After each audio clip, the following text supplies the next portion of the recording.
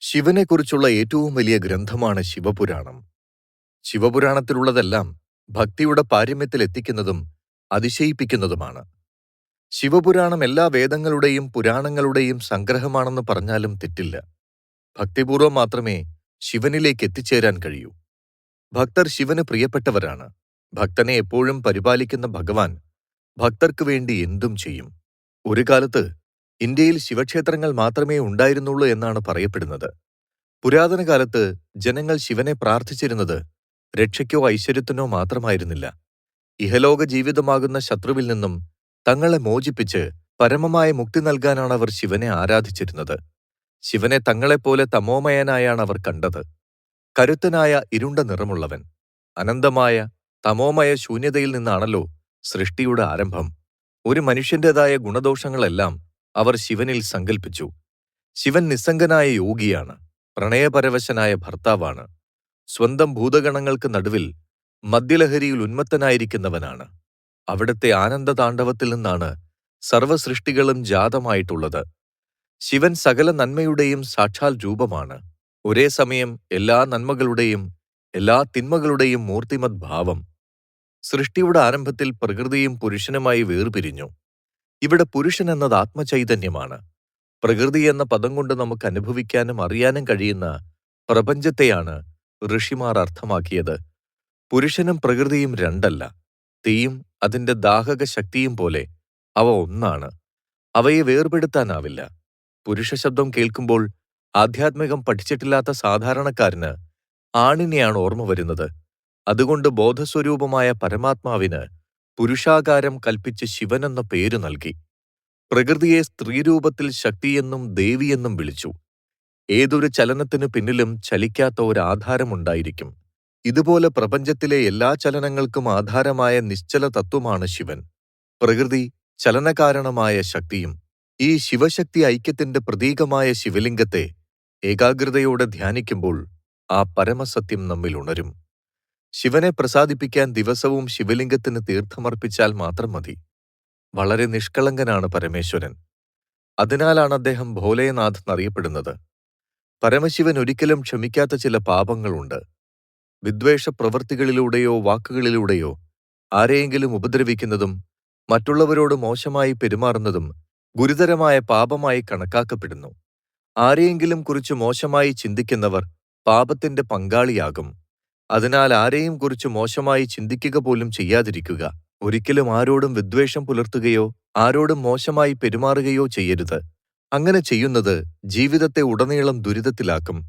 ശിവപുരാണത്തിൽ പറയുന്ന പാപങ്ങളിൽ രണ്ടാമത്തേത് പണം തട്ടിപ്പാണ്.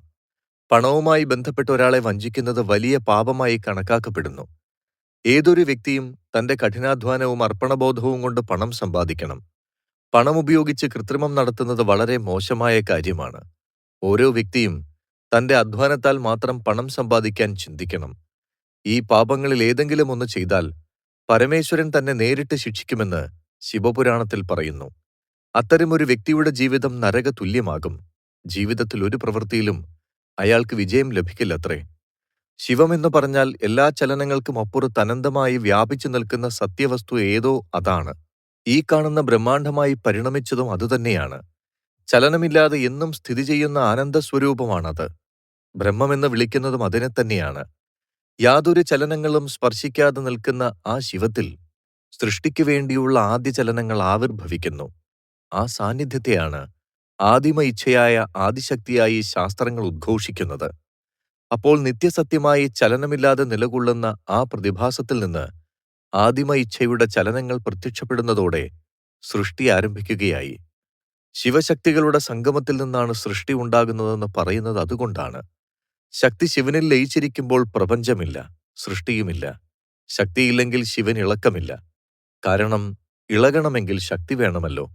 നമ്മുടെ ശരീരം ചലിക്കുന്നു, മനസ്സ് ചലിക്കുന്നു. ഈ ചലനങ്ങൾക്ക് നിദാനം ആ ശക്തി തന്നെയാണ്. നമ്മളെ പ്രവർത്തിപ്പിക്കുന്ന ആ ശക്തി എല്ലാറ്റിനും സാക്ഷിയായി നിൽക്കുന്ന നിശ്ചലാവസ്ഥയാകുന്ന ശിവത്തിൽ ലയിച്ചാൽ പിന്നെ സൃഷ്ടിയില്ല, പ്രപഞ്ചവുമില്ല. എല്ലാ ചലനങ്ങളും ഒതുങ്ങി അസ്തമിച്ചു നിൽക്കുന്ന അവസ്ഥ തന്നെയാണ് സമാധി. ചലിക്കുന്നതെല്ലാം ആപേക്ഷികമാണെന്ന് പറഞ്ഞാൽ അതിന് മാറ്റമുണ്ട്. ചലനമില്ലാത്തത് നിത്യസത്യമായ അനന്തത മാത്രം. ചലനങ്ങളിൽ നിന്നും ചലനമില്ലാത്ത അവസ്ഥയെ പ്രാപിക്കുമ്പോൾ നമുക്ക് നേടേണ്ടതെല്ലാം അവിടെ നിന്ന് സിദ്ധിക്കുന്നു. നാം പരമമായ ജ്ഞാനം നേടിയവരായിത്തീരുന്നു. അപ്പോൾ ജീവിത ചലനങ്ങളിലൂടെ, പ്രപഞ്ച ചലനങ്ങളിലൂടെ എങ്ങോട്ടാണ് യാത്ര ചെയ്യുന്നത്? ചലനമില്ലാത്ത ശിവത്തിലേക്ക്. ശിവത്തെ അറിഞ്ഞവൻ ജ്ഞാനിയായി. അതോടെ നമ്മുടെ ജീവിതം മറ്റൊന്നായിത്തീരുന്നു. പിന്നീട് ഭയമില്ല, മനസ്സിന്റെ വ്യാമോഹങ്ങളില്ല, ഇന്ദ്രിയ സുഖങ്ങൾക്ക് പിറകിൽ നെട്ടോട്ടമില്ല. എല്ലാം അതിന്റെ പരിപൂർണതയിൽ പരിലസിക്കുന്നു.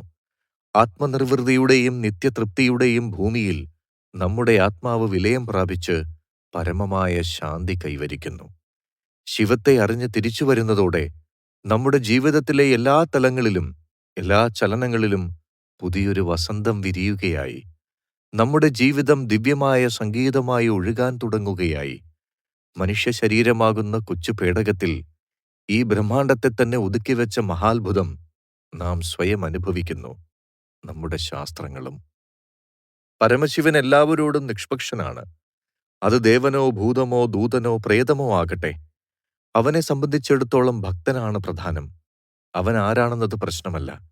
ഈ ഗുണത്താൽ അദ്ദേഹത്തെ ഒരേ സമയം സുരേശ്വരൻ അഥവാ ദേവന്മാരുടെ ഈശ്വരൻ എന്നും ഭൂതേശ്വരൻ ഭൂതങ്ങളുടെ ഈശ്വരൻ എന്നും വിളിക്കുന്നു. അതിനാൽ വേദങ്ങളിൽ ശിവനെ സർവേശ്വരൻ അഥവാ എല്ലാവരുടെയും ഈശ്വരൻ എന്നാണ് തിരിച്ചറിയുന്നത്. ശിവൻ യോഗീശ്വരനും ജഗദീശ്വരനുമാണ്. പ്രപഞ്ചത്തിന്റെ നാഥനാണെങ്കിലും ഒരു രാജാവിനെ പോലെ ജീവിക്കുന്നില്ല. ശരീരത്തിൽ വിലയേറിയതൊന്നുമില്ല, ചാരം മാത്രം. ശിവന് ദേഷ്യം വന്നാൽ തന്റെ രോഷം മറ്റൊരാളോട് പ്രകടിപ്പിക്കാതെ താണ്ഡവ നൃത്തം ചെയ്യാൻ തുടങ്ങും. നടരാജൻ തന്റെ കോപത്തെ ഗംഭീരമായ ഒരു സ്വർഗീയ നൃത്തമാക്കി മാറ്റും. ശിവന് പുരുഷനും സ്ത്രീയും തമ്മിൽ വേർതിരിവില്ല. ഒരു ജീവിയുടെ ആണിന്റെയും പെണ്ണിന്റെയും ഭാവങ്ങൾ ഭഗവാന് തുല്യമാണ്. പകുതി ശരീരം ആണാണെങ്കിൽ മറ്റൊരു പകുതി സ്ത്രീയാണ്. ശിവൻ അർദ്ധനാരീശ്വരനാണ്. ശിവൻ സ്വയംഭൂവാണ്, ആദിയോഗിയാണ്. ധ്യാനം മൂലം അപാരമായ ശക്തികളുമുണ്ട്. ശിവൻ രുദ്രവീണയിലൂടെ ലോകത്ത് സംഗീതം പ്രചരിപ്പിക്കുന്നു. മുടിയിലെ ചന്ദ്രൻ ചന്ദ്രശേഖരനാക്കുന്നു. ഗംഗ ഗംഗാധരനാക്കുന്നു. കഴുത്തിലെ പാമ്പുകൾ നാഗേശ്വരനാക്കുന്നു. സന്യാസി എന്ന പോലെ ഗ്രഹനാഥനുമാണ്. അദ്ദേഹം കൈലാസത്തിലും ശവസംസ്കാര സ്ഥലത്തുമാണ് താമസം. കഠിനമായ തപസ്സുകൾ അനുഷ്ഠിക്കുന്ന അദ്ദേഹം മഹായോഗിയാണ്. എപ്പോഴും ഒരു ബന്ധത്തിലോ മുദ്രയിലോ ഇരിക്കുന്നു. മറ്റുള്ളവരെ സഹായിക്കാൻ ശിവൻ ഏതറ്റം വരെയും പോകുമെന്ന് നമുക്ക് കഥകളിൽ നിന്നറിയാം. ഈ മനോഭാവം മൊത്തത്തിൽ അസൗകര്യങ്ങൾ ഉണ്ടാക്കാറുണ്ട്. ശിവന്റെ അനുഗ്രഹങ്ങൾ വാങ്ങുന്നവർ പലരും ശക്തരാവുകയും മറ്റുള്ളവരെ ഉപദ്രവിക്കാൻ തുടങ്ങുകയും ചെയ്യും. രാവണൻ, താരകാസുരൻ, ത്രിപുരാസുരൻ, ബാണാസുരൻ തുടങ്ങിയവർക്ക് അദ്ദേഹം വലിയ അനുഗ്രഹങ്ങൾ നൽകി. അവർ പിന്നീട് ദേവന്മാരെ പരാജയപ്പെടുത്താനും സർവശക്തരാകാനും ശ്രമിച്ചു. സാധാരണ ഇത്തരം സന്ദർഭങ്ങളിൽ വിഷ്ണുവാണ് രക്ഷയ്ക്കെത്തുന്നത്.